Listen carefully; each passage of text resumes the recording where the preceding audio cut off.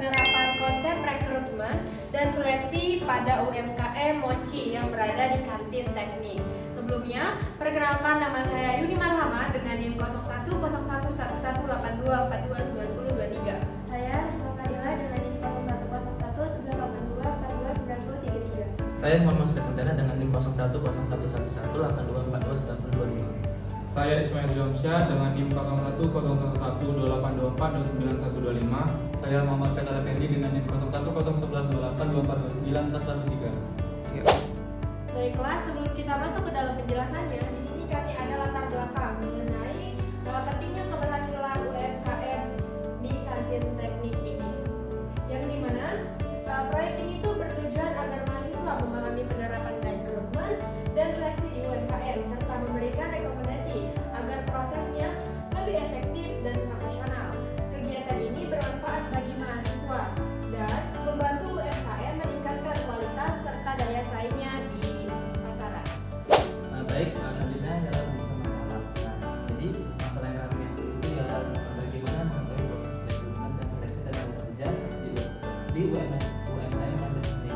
Sebagaimana penelitian ini mengetahui proses rekrutmen dilakukan, kriteria calon karyawan, serta metode seleksi untuk diterapkan di wilayah pengambilan dari hal tersebut. Selain itu juga penelitian ini membahas berbagai kendala yang dihadapi oleh UMKM tersebut dalam menjalankan proses rekrutmen dan seleksi tersebut.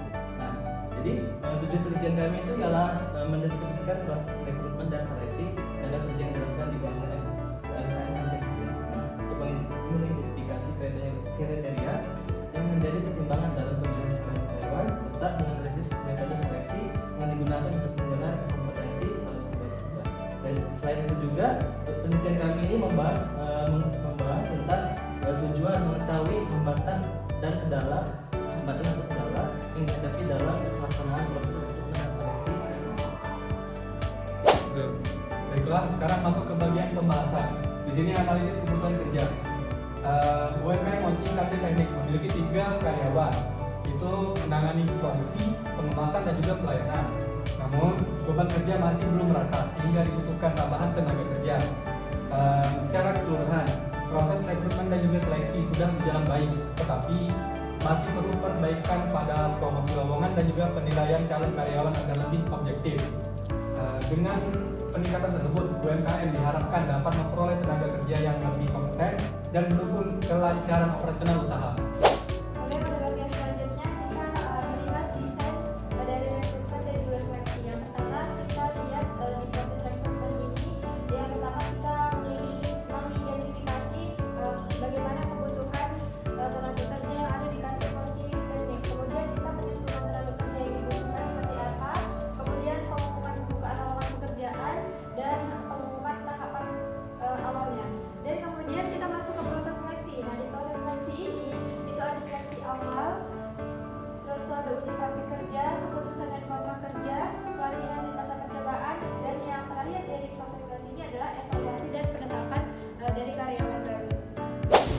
Jadi penjelasan selanjutnya yaitu data lapangan yang berupa wawancara langsung dengan karyawan UMKM Mochi Kantin Teknik yang memiliki 3 pekerja di bagian produksi, pengemasan, dan pelayanan. Selanjutnya itu evaluasi dan rekomendasi indikator keberhasilan. Jadi berdasarkan hasil evaluasi proses rekrutmen dan seleksi di UMKM Mochi Kantin Teknik dinilai itu cukup baik, namun masih perlu perbaikan agar lebih optimal. Untuk meningkatkan efektivitas proses rekrutmen diperlukan evaluasi dan penguatan di beberapa aspek penting. Pertama itu ada penyusunan kriteria seleksi yang lebih jelas dan spesifik sesuai kebutuhan posisi kerja. Kedua itu penerapan sistem wawancara terstruktur serta tes kemampuan teknik sederhana untuk menilai kompetensi calon tenaga kerja secara objektif. Dan terakhir yaitu perluasan strategi promosi lowongan baik melalui media sosial maupun jaringan kampus agar menjangkau calon pekerja potensial yang lebih luas. Baiklah, yang terakhir ada kesimpulan di mana UMKM Mochi di kantin teknik ini sudah menerapkan rekrutmen dasar seperti publikasi lowongan, seleksi, dan wawancara. Namun, masih ada kendala pada penilaian kompetensi, wawancara yang belum terstruktur, dan promosi yang terbatas. Diperlukannya kriteria seleksi yang lebih jelas